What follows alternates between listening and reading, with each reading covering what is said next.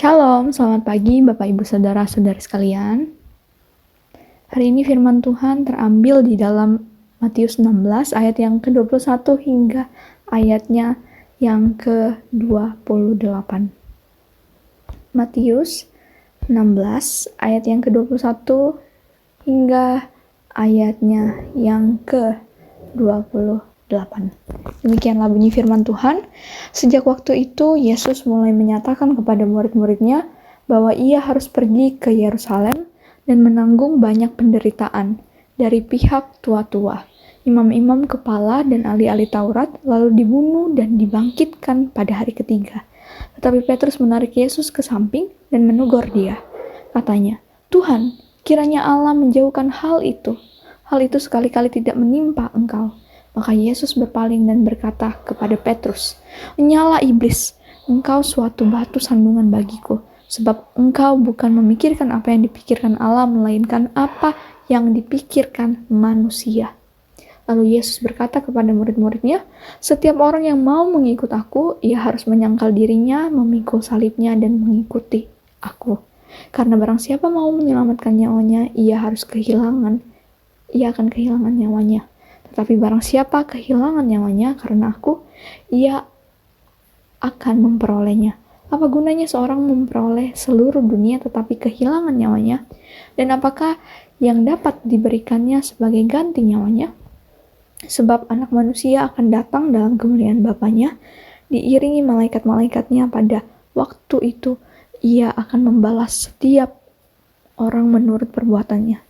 Sebab aku berkata kepadamu, sesungguhnya di antara orang yang hadir di sini, ada yang tidak akan mati sebelum mereka melihat Anak Manusia datang sebagai Raja dalam kerajaannya." Berbahagialah setiap kita yang membacakan, merenungkan, dan dalam kehidupan kita hari lepas hari. Bapak Ibu Saudara-saudari sekalian, pernahkah mendengarkan lagu Jesus Paid It All? Ketika merefleksikan tiap bait dan lirik lagu tersebut, bahwa dalam menghadapi tantangan pasti ada kesulitannya sendiri dengan mengorbankan tenaga dan waktu. Saat kita merenungkan perikop ini, kita diingatkan akan pentingnya memahami konteks sejarah dan budaya ajaran Yesus. Kita juga ditantang untuk mempertimbangkan kesediaan untuk memikul salib kita dan mengikut Yesus. Bahkan jika itu berarti mengorbankan keinginan dan kenyamanan kita sendiri. Dalam Matius 16 ayat 21 hingga 28 menceritakan tentang kisah Yesus yang meramalkan kematian dan kebangkitannya sendiri dan menegur Petrus karena mencoba menghalangi dia dari misinya. Berikut ini bagian-bagian yang mengajarkan kita bahwa Yesus itu memberitahu murid-muridnya bahwa dia harus menderita dan mati. Dan siapapun yang ingin mengikutnya harus bersedia memikul salibnya sendiri dan mengikutnya. Ini berarti rela mengorbankan keinginan dan kenyamanan kita sendiri demi Injil. Bahayanya dalam pemikiran duniawi, kadangkala Petrus mencoba menghalangi Yesus dari misinya, berpikir bahwa dia lebih daripada Yesus. Yesus menegurnya dan mengatakan bahwa dia berpikir seperti manusia dan tidak seperti Tuhan. Kita harus berhati-hati untuk tidak membiarkan keinginan kita sendiri atau pemikiran duniawi mengaburkan penilaian kita dalam mengikuti Yesus. Ada janji dan hidup kekal di mana Yesus memberitahu murid-muridnya bahwa mereka yang kehilangan nyawa demi dia akan menemukannya.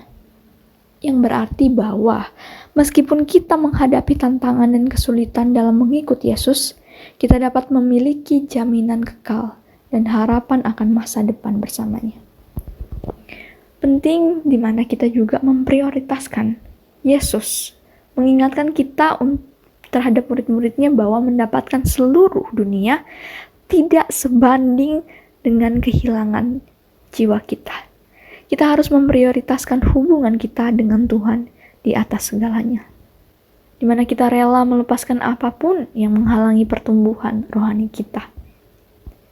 Saat ini kita merenungkan perikop ini, Bapak Ibu Saudara, kita sama-sama ditantang untuk memeriksa hati dan prioritas kita sendiri.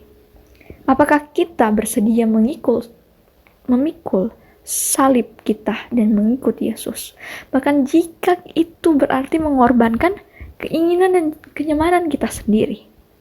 Apakah kita berpikir seperti Tuhan, atau apakah kita membiarkan pemikiran duniawi menghamburkan penilaian kita?